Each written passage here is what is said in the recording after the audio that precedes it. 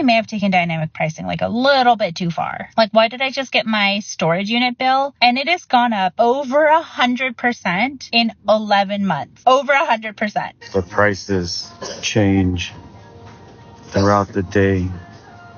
So I just lost $4,000 at my newest Airbnb this summer. We got a ton of bookings in right away for July and August, and that's when we realized that the rates were too low. This is why it's so important that you use dynamic pricing. Or you just mentioned that you also use the so-called dynamic pricing for seats, for seat fees. Why do you make people enter in their age and their geographic location and their gender before they can even see the cost of a seat? The price you see online right now might be different from what your neighbor sees because corporations are using AI to decide what they believe we can't afford to pay, effectively squeezing every last dollar out of us. The best example of dynamic pricing is Uber. Uber has long used what they call surge pricing to charge users more during peak hours. New Yorkers recently saw their Uber prices skyrocket due to flooding, and Uber took advantage of this situation, charging astronomical prices for rides. The subways are literally flooding daily now. Excuse me? $152? That should be $40 to $50, maybe, maximum. Let me show you what happened when I checked Lyft. Hello? You want me to pay $265? But what Uber is doing is more than simple supply and demand. Through the app, they can see, do you own an iPhone or an Android? Did you pay with a corporate credit card? And even what percentage your battery is on. And allegedly, using all of this information, they can increase the price of your ride. Uber has been accused of charging people more if their phone battery is low. It reported that when two identical requests were made to go to and from the same location, Uber charged 6% more for the journey that was made on a smartphone with only 12% battery remaining. Now, dynamic pricing isn't actually new. Companies like Ticketmaster, Amazon, and Tinder have been using algorithms to set prices differently based on users' age, the weather condition, and even how close they are to a store. Allegedly, Target has charged customers $100 more for the same TV if they were in the Target parking lot versus in another location. But dynamic pricing is being taken to a whole new extreme with the use of AI. AI can effectively find our pain points,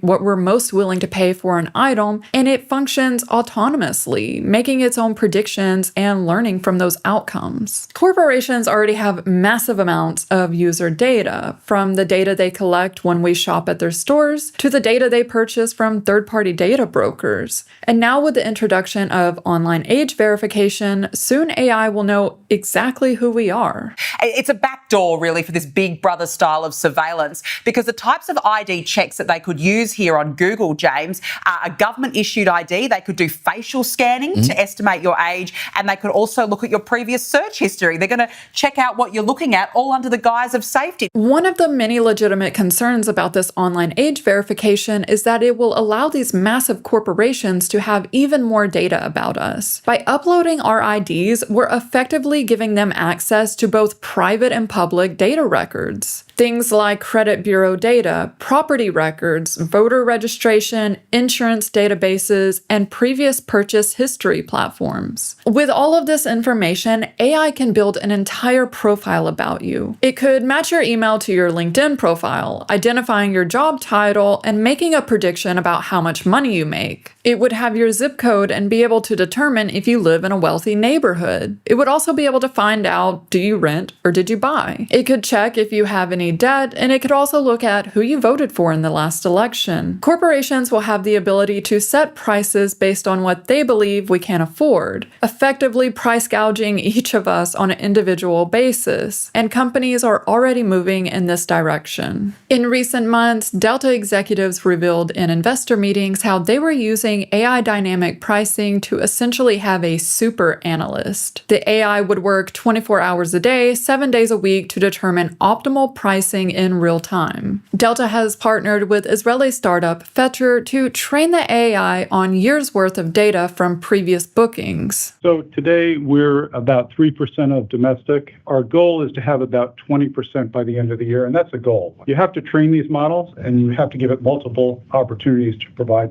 different results. So we're in heavy testing phase. We like what we see. We like it a lot. The more data it has and the more cases we give it, the more it learns. And we're really excited about it. And we're really excited about partnering with Fetcher. On Fetcher's website, we can see that they work with other airlines, including WestJet, Virgin Atlantic, and Azul. There's also a section where all of these executives are bragging about all the increase in revenue they're seeing from using this AI. While Delta claims that they only use trip-related factors, the technology exists to go much further than that. Imagine a family member passes away and you post to your social media that you will be traveling to their funeral. Theoretically, the AI can access your social media and essentially use this information to price your ticket. Delta has received a lot of backlash about this, even from members of Congress who claim this is predatory pricing. And it should be noted that Delta denies that they're going to use this AI dynamic pricing or personalized pricing, yet Fetcher, the company they are partnered with, outlines in many blog posts the ways that they are revolutionizing the airline pricing industry by doing AI dynamic pricing and even personalized pricing. And for years, airlines have used algorithms to dynamically set prices. Dynamic pricing, personalized pricing, these aren't new concepts. Corporations have been using these strategies. But what's different is now with AI, everything is much more scalable. The AI can work around the clock to figure out how much are we actually willing to pay and exploit us. It's basically exploitation on steroids. And Delta is far from the only company doing this. They're just the first major company to say the quiet part out loud. So, 302 for UPC, 5187. 313 for UPC, 5187. Like, what's going on? Walmart is replacing paper price tags with digital price tags, allowing them to change prices as often as every 10 seconds. These digital price tags haven't been rolled out to all of the stores, but in the stores that do have them now, we can already see where this is going.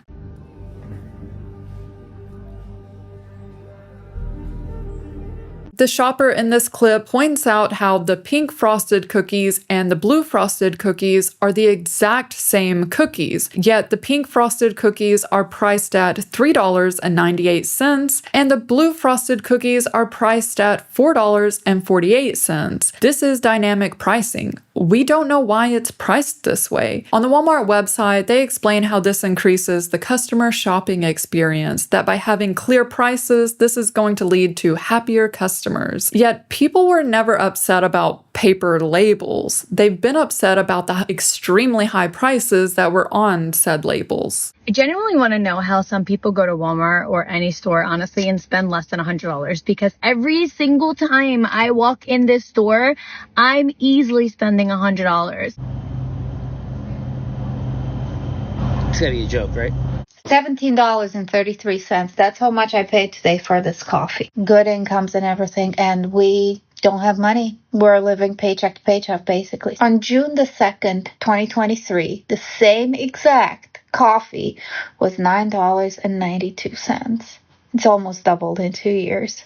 Consumer Affairs found that in the last 12 months alone, grocery prices have increased by 5% in the US. And sadly, this is happening globally. Australian households are paying roughly 11% more than they were just 12 months ago. And even here in Sweden, our biggest grocery chain continues to see record-breaking profits despite the economy being in a recession. It's worth noting that this technology, like almost every technology, could be used for good. The AI could identify items that are reaching the end of their shelf life and lower the prices so someone could purchase those items at a cheaper price. Yet, do we really think Walmart, who made $648 billion in 2024, is ever going to lower the prices for us? Some proponents of AI pricing argue that essentially the people who make more will pay more and spread out the costs so that lower income families don't pay as much. Yet we actually see the opposite.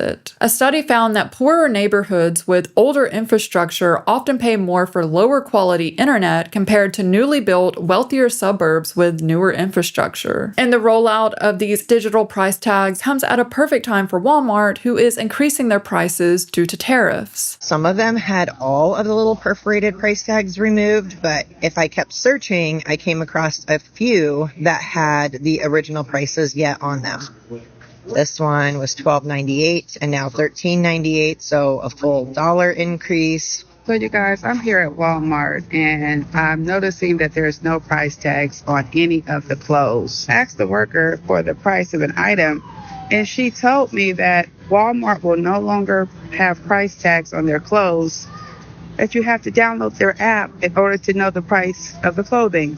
Now with the digital displays, Walmart can hide how much the clothing prices are increasing due to these tariffs. And while what Walmart is doing is extremely concerning, what Kroger is trying to do is taking it to a whole new level of dystopian. Kroger is a mega retail supermarket chain. Tell me what you guys are up to in innovation. You're doing a lot. Oh, we're into everything.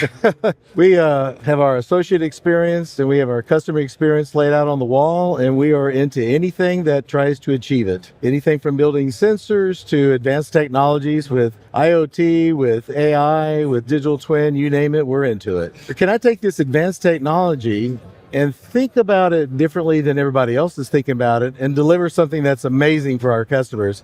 That really gets us up in the morning.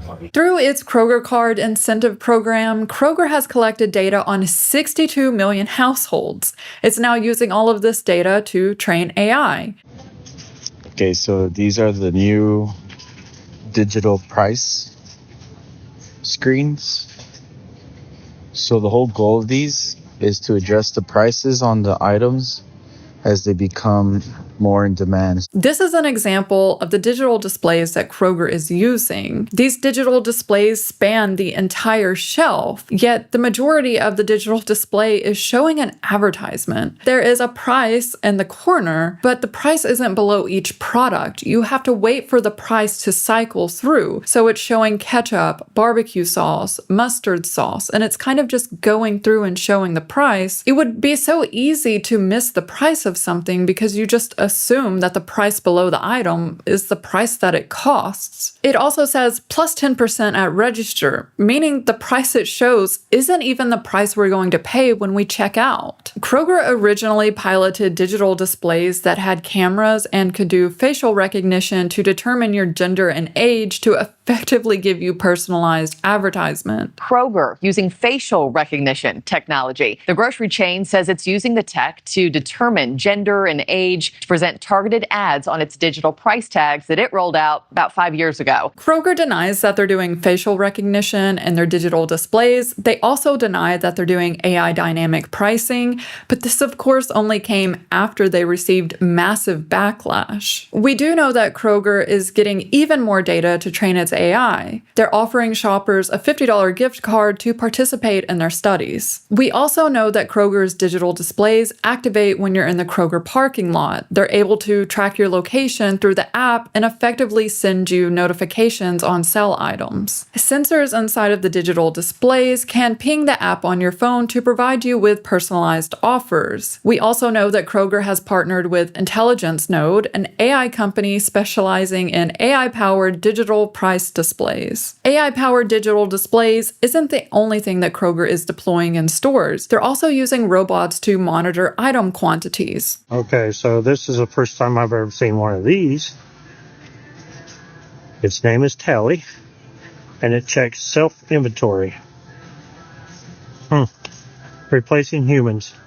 It's unclear if they use this real-time data for pricing decisions. Wendy's is yet another company that is using AI for pricing. In a recent earnings call, the executives outlined how they would use digital menu boards powered by AI to do suggestive upselling and to do dynamic pricing. Yes, that's right, Kirk. And the only thing I'd add is technology is also a piece of that customer experience. So we're going to accelerate the rollout of our Fresh AI digital menu boards across the system, which improves the customer experience and enables some labor efficiencies in our restaurants. They've been rolling out AI-powered digital menu boards as well as AI-powered chatbots that take your order to select locations throughout the U.S. Which number one combo? Single, double, or triple? Single, extra onions. Which drink? Sprite, light ice. Would you like to make it large? No. What else would you like? Barbecue sauce. Would you like anything else?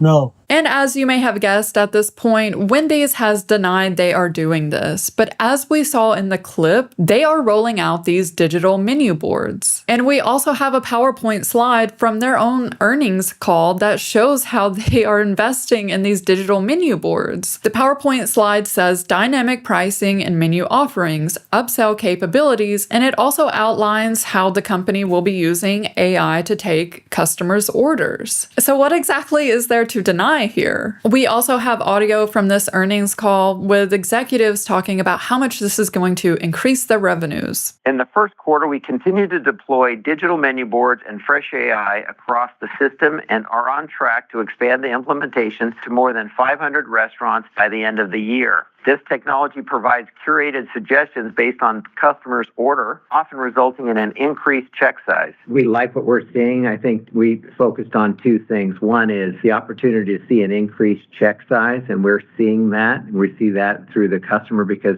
there is this opportunity when Wendy greets you at the drive-thru. She knows what to ask you to get the opportunity to enhance your order. So we see that uptick in sales. So we like what we see. The economics are encouraging, and it continues to roll out. We talked about we'll be in over 500 restaurants this year. So we like where we're going with Fresh AI. Wendy's may not be calling it surge pricing, but they wouldn't be using this AI dynamic pricing if they thought they were going to lose money. That's obviously not their goal. If you're like me and wondering, isn't this illegal? Turns out, not really. The US has very limited laws when it comes to price gouging, and the ones that they do have were written for hurricanes and tornadoes, not for algorithms and AI. In recent weeks, 2 separate bills have been introduced to Congress that would limit price gouging on a federal level. However, if we scroll through congress.gov, we can see numerous bills throughout the years that were introduced, never voted on, and have since expired. Surge pricing, location-based pricing, personalized pricing, it's all legal and corporations have already been doing it for years. Uber and these other corporations are able to get away with it because in their terms of service, they disclose that they use variable pricing, and we agree to those terms of service when we download their apps. The only potentially illegal aspect of all of this is showing customers one price and then charging them a different price. But we already see companies doing this, and in my opinion, there are loopholes in the law for companies to get away with this. Most pricing laws were created before AI even existed, and these laws assumed that humans were making the price, and that the price would be relatively stable, that it wouldn't be able to be changed in a matter of seconds. It also assumed that everyone would see the same price.